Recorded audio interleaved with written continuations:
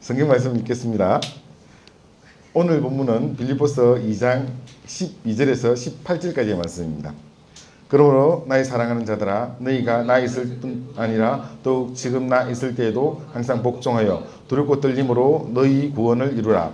너희 안에 행하시는 이는 하나님이시니 자기의 기쁘신 뜻을 위하여 너희에게 소원을 두고 행하게 하시나니 모든 일을 원망과 시비가 없이 하라. 이는 너희가 흠이 없고 순전하여 어그러지고 거스리는 세대 가운데에서 하나님의 흠 없는 자녀로 세상에서 그들 가운데 빛들로 나타내며 생명의 말씀을 밝혀 나의 다른 박질이 헛되지 아니하고 수고도 헛되지 아니하므로 그리스도의 날에 내가 자랑할 것이 있게 하려 함이라.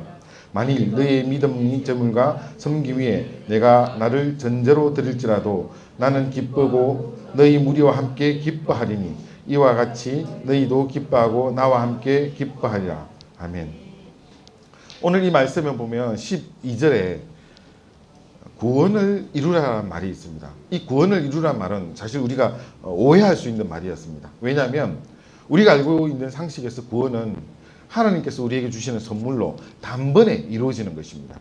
그런데 오늘 이 12절에는 구원을 이루라고 해서 우리 자신이 믿는 우리가 구원을 쟁취해 가는 것처럼 이야기를 해주고 있습니다. 그러나 이 말씀에 대해서 우리가 자세하게 알기 위해서는 그 앞에 처음 시작하는 12절에 그러므로라는 이 말을 받고 있는 2장 1절부터 11절 사이에 있는 말씀을 이해하면 지금 말했던 구원을 이루라는 말이 무슨 말인지 알 수가 있습니다.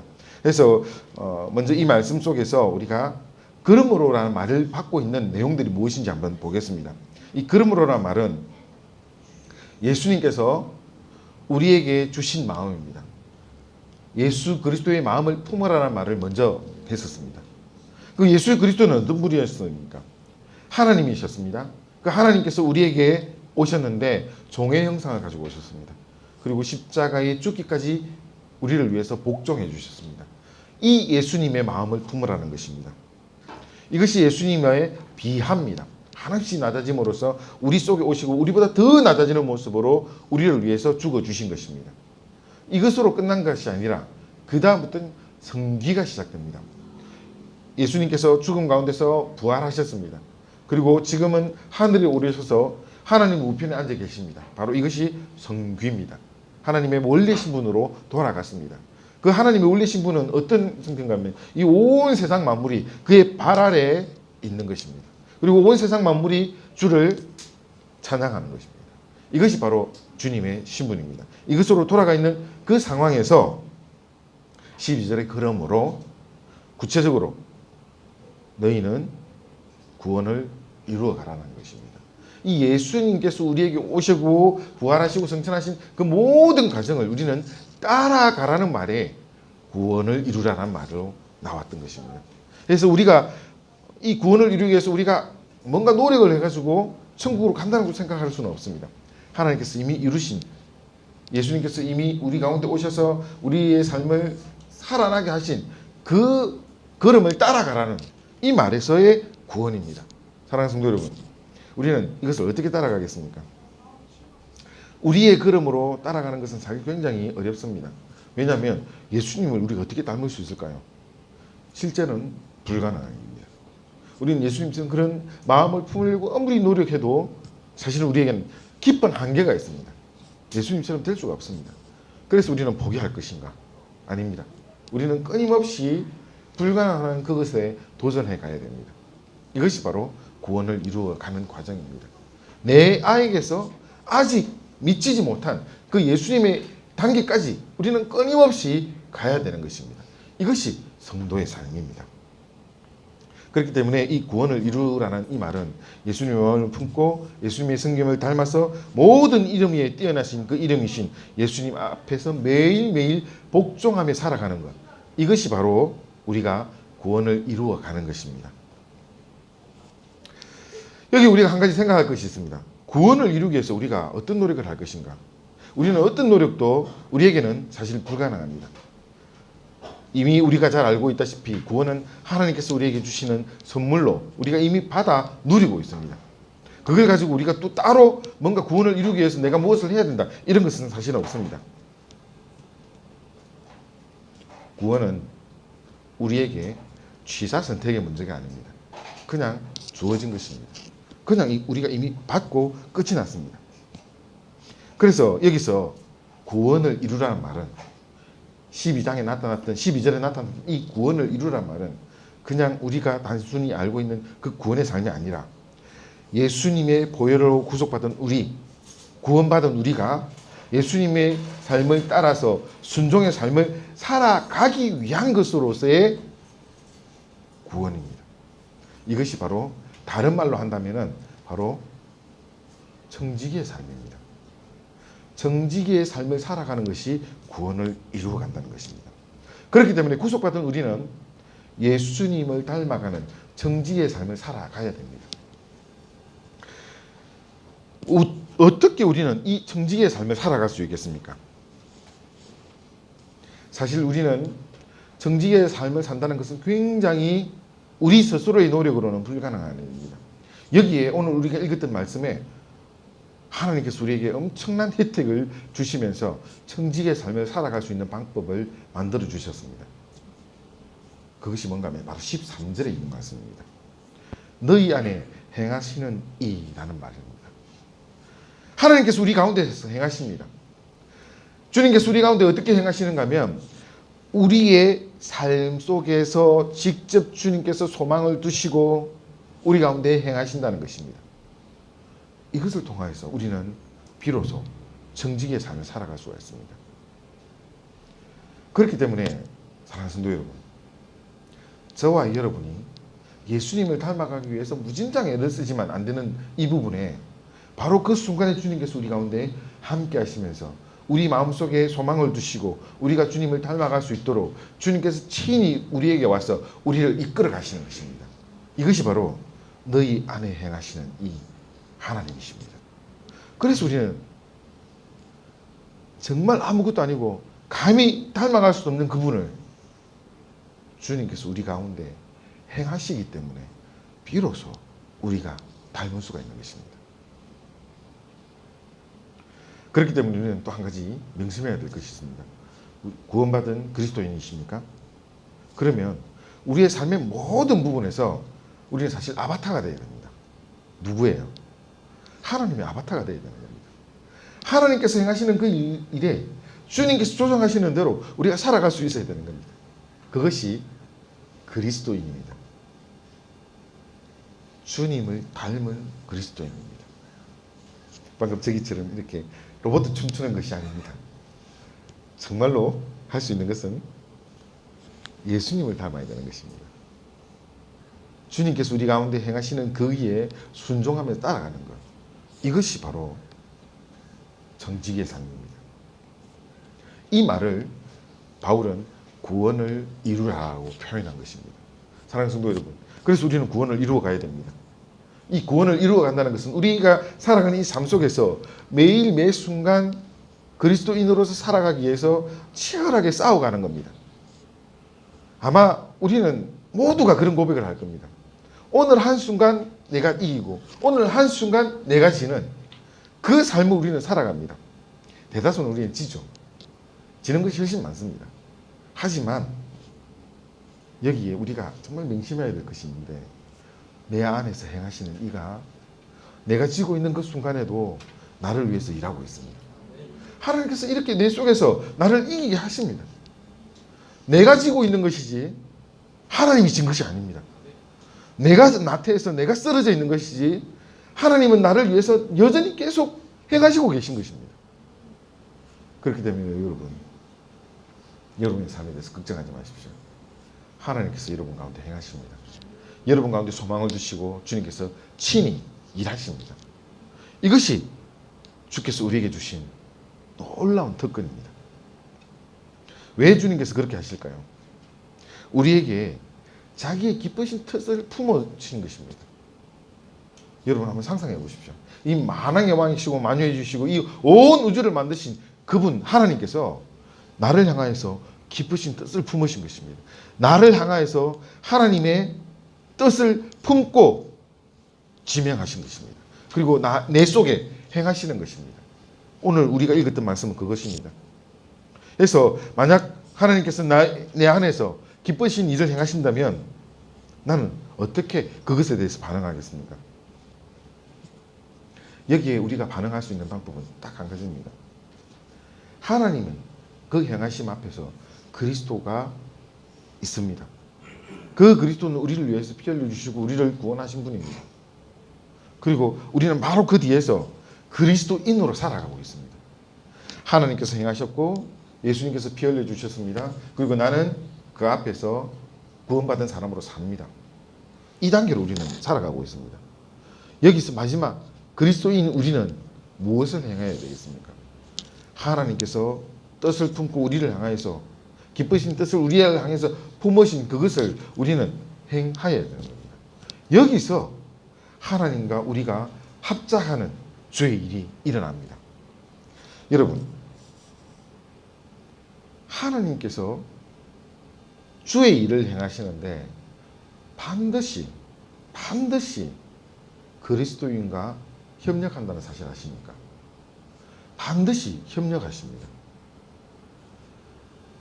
하나님께서 능력이 없어서 그렇게 하셨을까요? 능력이 없어서 그렇게 하셨을까요? 하나님께서는 이 온 우주 만물의 창조주이십니다. 그래서 굳이 우리를 사용하지 않아도 주님께서는 하나님의 뜻을 행하실 수 있습니다. 그럼에도 불구하고 우리와 협력해 주시기 원하십니다. 이것이 하나님의 뜻이었습니다. 그래서 우리 안에 행하시는 이로 와 계신 것입니다. 우리의 순종을 요구하시는 것입니다. 그래서 우리는 하나님과 동행할 수 있습니다. 여기 우리가 큰 실수를 하는 부분들이 있습니다. 하나님께서 내 안에서 행하시기 때문에 나는 주의 일을 열심히 해야 돼 라고 하면서 열심히 주의 일을 하는 사람들 중에서 착각하고 하나님의 뜻이 아니라 나의 의지와 나의 의로 열심히 주의 일을 하는 사람들이 간혹 있습니다. 그런 사람들은 주의 일을 행하는 것일까요? 단언하고 말씀드리는데 아닙니다. 자기의 일을 하고 있는 겁니다. 많은 부분에서 그렇게 될 수가 있습니다. 자, 이 열심을 내어서 열심히 충성봉사하는데 제가 최근에 들은 여러 가지 어떤 이야기들 중에서 교회에서 제일 이 교회 공동체를 어렵게 하는 사람들 중에 어떤 사람들이 있는가 하면 구원받지 못하고 믿음이 없으면서 교회를 열심히 하는 사람들이 참 교회를 어렵게 한다고 합니다. 왜 그러는가 하면 믿음이 없습니다. 그 사람은 구원받은 확신도 없습니다. 그러면서 교회 공동체에서 자기 열심을 막 내는 겁니다. 똑같은 모양입니다. 와가지고 열심히 기도하고 청소해야 되면 청소하고 전도회 모임하면서 사람들과 함께 열심히 잘 어울리고 모양은 똑같습니다. 그런데 거기에 믿음이 없는 겁니다. 세상 모임과 똑같은 겁니다. 그렇게 모인 사람은 그냥 세상에서도 잘할 겁니다. 리더십을 발휘하고 사람들을 이끌어가는 그런 힘이 있을 겁니다. 교회에서도 똑같이 그렇게 하고 있는 것입니다. 여기에 빠져 있는 게 있는데 내 안에서 행하시는 이가 없는 겁니다. 하나님이 없는 겁니다. 그렇게 열심히 행하는 사람은 그냥 자기 일 하고 있는 겁니다. 교회 이름 달아놓고 자기 일 하는 겁니다. 예수님 이름 달아놓고 자기 일 하는 겁니다. 이것은 정직의 삶이 아닙니다. 정직의 삶은 내 안에서 행하시는 이의 뜻대로 살아가는 겁니다. 그렇게 살기 위해서 내 안에서 행하시는 일을 위하여서 나의 의지를 끊는 것이 정직의 삶입니다. 여러분, 이거 쉬울까요? 결코 쉽지 않습니다. 아마 여러분이 다 경험하고 계실 겁니다. 내 안에 사는 일을 위하여서 내 의지를 끊고 주 앞에 순종하기 위해서 내가 포기해야 될 것들이 늘 나타납니다. 그래서 우리는 이 앞에서 고민합니다. 오늘은 나의 의지대로 살아볼까? 아니면 주님께 순종할까? 내 안에서 사는 일을 위하여서 내가 행할까? 이걸 가지고 우리는 늘 고민합니다. 사실 이 고민이 언제까지 가는가 하면 죽을 때까지 가는 겁니다. 하나님 앞에 가는 그날까지 우리는 이 고민을 하면서 살아갑니다. 모두가 그렇습니다. 그런데 여기서 심각한 사실은 정말 예수님을 전혀 알지도 못하고 믿음의 구원에 이르지 못한 사람이 똑같은 모양으로 마치 청지기처럼 열심히 살아가는 겁니다. 그렇게 하면 교회가 어려워집니다. 그 안에 주님의 뜻이 행하여지는 것이 아니라 그리스도의 청지기들이 사는 것이 아니라 예수님의 이름을 달아놓은 세상 사람들이 살고 있고 교회 이름을 달아놓은 세상 사람들이 살고 있기 때문에 그 안에서는 온갖 일이 벌어집니다. 그래서 오늘 우리가 읽었던 이 말씀의 14절에 모든 일을 원망과 시비 없이 하라고 이야기하는 겁니다. 바로 그 이유 때문에 그리스도의 청지기가 되어서 주를 위해서 일한다면 이런 원망과 시비가 벌어지지 않을 겁니다. 그런데 그 안에서 그리스도인만 있는 게 아니거든요. 그렇지 못한 사람들이 그 안에 있어서 그 안에서 싸움이 일어나고 갈등이 일어나는 겁니다. 여기서 또 우리가 생각할 수 있는 것이 모든 일을 원망과 시비가 없이 하라. 이 말 속에는 하나의 전제가 깔려 있었는데 그것은 그리스도의 공동체입니다. 교회 공동체를 의미하는 겁니다. 여러 사람들이 함께 모여서 주를 위해서 모여서 일을 하는데 그것은 그리스도의 공동체입니다. 교회입니다. 그런데 그 교회가 어떤 일을 합니까? 안에서 원망과 시비가 벌어집니다. 이 원망과 시비가 벌어진다는 것은 서로 대립하는 의견이 있다는 것입니다. 서로 맞지 않아서 반대하는 그런 말들이 그 안에 있다는 말입니다. 이런 일이 벌어질 때 어떻게 해야 되겠습니까? 안에서 원망과 시비가 벌어진다면 서로 다른 생각으로 그 안에서 갈등이 생기는데 여러분 교회에서 이 원망과 시비가 벌어질 때 보면 그 양쪽을 불러놓고 한번 이야기를 들어보면요 참 놀랍게도 똑같은 이야기를 합니다. 그 안에서 어떤 이야기를 하는 거면 내가 주를 위해서 뭘 하려고 하는데 내가 교회를 위해서 무엇을 하려고 하는데 그 사람들은 다 주를 위해서 교회를 위해서 열심히 뭔가를 하려고 합니다. 그런데 그렇게 이야기하는 사람들끼리 모아놓으면 서로 뜻이 안 맞습니다. 그러면 이것이 둘 중에 하나가 잘못됐든지 안 그러면 둘 다 잘못된 겁니다. 왜냐하면 내 안에서 행하시는 이는 한 가지로 분명히 보여주셨을 텐데 서로가 다른 이야기를 하고 있는 겁니다. 왜 이런 일이 벌어집니까? 이런 것에 대해서 빌립보서 2장에 반복적으로 이야기하는 것이 있습니다. 그리스도의 마음을 품어라. 예수님의 마음을 품어라. 그리고 서로 사랑 안에서 하나 되고 한 마음을 품어서 무엇을 하든지 해라. 그 이야기를 2장 앞에 부분에도 했고요. 지금 우리가 읽었던 이 12절부터 16절 사이에도 또 반복해서 이야기하고 있습니다.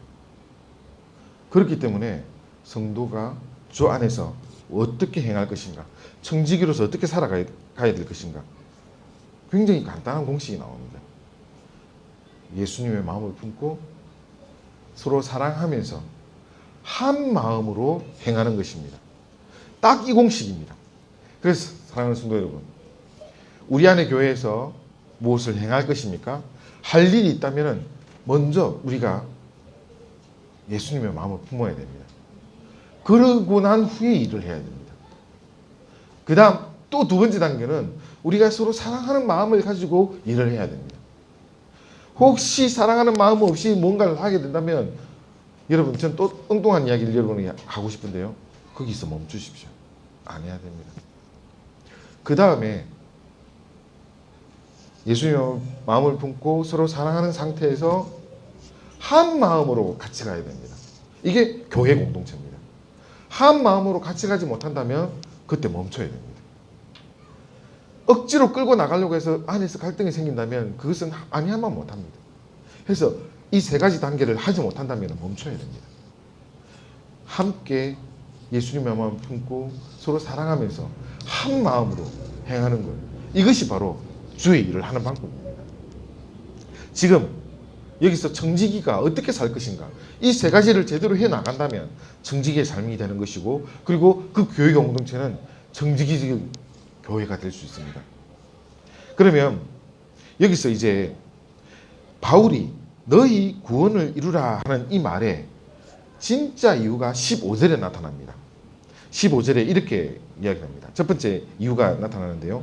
이는 너희가 흠이 없고 순전하여 어그러지고 거스르는 세대 가운데서 하나님의 흠없는 자녀로 세상에서 그들 가운데 빛으로 나타내며 라는 말씀이 있습니다. 여기 보면 흠없는 자녀란 무엇을 이야기합니까? 이 두 가지 의미를 가지고 있습니다.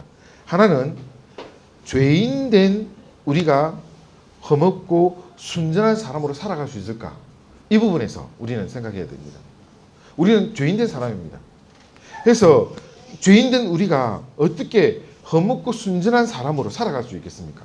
그렇게 살기 위해서는 정말 앞에서 잠깐 여러분에게 이야기했다시피 예수님의 마음을 품고 서로 사랑하며 한 마음으로 사는 방법입니다. 뭔가를 할 때는 반드시 그렇게 해야만 해야 합니다. 그러면 예수님께서 우리를 바라보실 때 흠없는 자녀가 되는 것입니다. 하나님의 흠없는 자녀로 우리는 살아갈 수 있는 것입니다. 그래서 이 세 가지를 놓치지 말아야 됩니다. 그 다음에 이 말씀에 보면 서로 대립하는 어떤 상황이 나타납니다. 흠없는 자녀가 있고 그 다음에 어그러지고 거스러지는 세대가 있습니다. 이 세대, 지금 우리가 살아가는 이 세대도 아마 이 어그러지고 거스러지는 이런 세대일 겁니다. 이 속에서 하나님의 자녀는 어떻게 드러납니까? 우리가 읽었던 이 말씀 속에 하나님의 자녀가 이 어그러지는 세대 속에서 어떻게 드러나는가 하면 그 가운데 있다고 했습니다. 우리는 따로 어디로 나가서 숨어 있는 것이 아니라 이 어그러지는 세대 가운데 있습니다. 정중앙에 있습니다. 그것이 우리가 살아가는 삶의 모습입니다. 사랑하는 성도 여러분, 예수 믿는 사람이 섬으로 가서는 안 됩니다. 예수 믿는 사람이 성을 쌓고 나만 잘 살려고 해서는 안 됩니다. 우리는 그 가운데 있습니다. 그런데 그 가운데 있기 위해서는요, 어그러지는 세대 속에서 우리는 무엇을 해야 되겠습니까? 그들과 치열하게 싸움을 해 나가야 됩니다. 믿지 않는 사람들이 우리를 바라보면서 원망과 질투와 우리를 향하여서 나쁜 소리를 합니다. 우리는 그런 나쁜 소리를 들으면서 그 가운데 있어야 됩니다. 왜 그래야 될까요? 정말 너무너무 중요한 이유가 있습니다. 하나님께서 우리를 빛 가운데 들어 세우시기 때문에, 그것 때문에 우리는 그 속에서 치열하게 싸워나가면서 빛으로 드러나야 됩니다. 우리가 무슨 빛으로 드러나겠습니까? 그냥 반짝반짝 빛나는 연예인처럼? 그거 아닙니다. 성경에서 말하는 이 빛은 등경 위에 올려놓은 등잔입니다. 온 동네를 밝히기 위해서 하나님께서 세우신 빛입니다. 저와 여러분은 주님께서 이렇게 이 땅을 밝히기 위해서 세운 빛으로 존재해야 됩니다. 그러면 구석에 있는 것이 아니라 가운데 있어야 됩니다. 사랑하는 성도 여러분, 여러분이 살아가는 그 삶의 현장이 어그러져 있지 않습니까? 그러면 거기서 여러분 청지기로 살아야 됩니다. 여러분이 바로 그 자리에서 청지기로 사는 순간에 그 자리는 예수 그리스도의 빛으로 빛날 것입니다. 하나님께서 우리를 그렇게 불러주셨습니다. 숨어 있지 마십시오. 당당하게 드러나십시오. 어떻게 드러나겠습니까? 했던 말 또 반복하고 또 반복하는 것 같은데요. 내 안에 행하시는 이가 있습니다. 그래서 우리는 드러날 수가 있습니다. 내 안에서 행하시는 이를 의지하여서 우리가 일어날 때 주님께서 그 안에 이 어그러지는 세대 가운데 주님께서 우리를 빛나게 해주실 것입니다. 우리가 살아가는 이 대한민국, 2018년을 살아가는 이 대한민국 어그러지는 세대입니다. 이 속에서 우리가 어떻게 하나님의 청지기로 살아갈 수 있겠습니까? 사랑하는 성도 여러분, 정말 여러분 마음속 깊이 예수님을 품기 바랍니다. 그 사랑 가운데 행하길 바랍니다. 하나님 안에서 소망을 두고 행하는 사람이 되길 바랍니다. 그럴 때 주님께서 우리와 협력하실 것입니다. 우리를 인도해 가실 것입니다. 하나님의 사람으로 우리를 세워주실 것입니다. 이 세상에 빛난 사람들로 세워주실 것입니다. 하나님 자는 이 어그러지고 거스리는 이 세대 속에서 대립하면서 삽니다. 그러면 그렇게 대립하는 삶 속에서 하나님께서 우리를 빛으로 드러내실 때 그 빛난 자녀가 어떤 빛으로 빛나고 있겠습니까? 우리를 빛나게 하시는 것은 하나님의 삶의 기준에서의 빛입니다. 그 빛은 세상 사람들에게 정말 불편한 빛일 수 있습니다. 예를 들어 이런 경우가 있을 수 있는데요. 회사에서, 가령 예를 들어 회사에서 어떤 상황을 하면서 리베이트를 받는 그런 상황이 생길 수 있습니다. 그런데 거기에서 우리가 만약에 빛으로 행한다면 그렇게 리베이트를 받아가면서 일하는 그 속에서 우리는 굉장히 불편한 사람이 될 겁니다. 사랑하는 성도들, 바로 이것이 빛입니다. 그렇게 빛날 수 있다는 것입니다. 정말 별거 아닌 것 같지만 말씀대로 살기 위해서 우리가 발버둥 칠 때 그것을 통해서 주님께서 우리 가운데 놀랍게 일어나는 바로 이것이 빛입니다. 빌립보서 2장에 이 전체적인 구조 속에서 우리는 발견할 수 있는 것이 있는데요. 예수님께서 섬김의 정으로 우리를 위해서 오셨습니다. 죽도록 우리에게 헌신하셨고 섬겨주셨고 주님께 하나님께서 명하시는 대로 복종하셔서 죽으셨습니다. 그런 주님을 다시 하나님께서는 빛나게 해주셨습니다. 온 세상 만물 위에 가장 높은 이름으로 세워주셨습니다. 그리고 그 가운데 온 세상 만물이 주님께 예배하게 하셨습니다. 이것이 바로 하나님의 경륜입니다. 딱 이 구조가 우리 가운데 함께 있는 것입니다.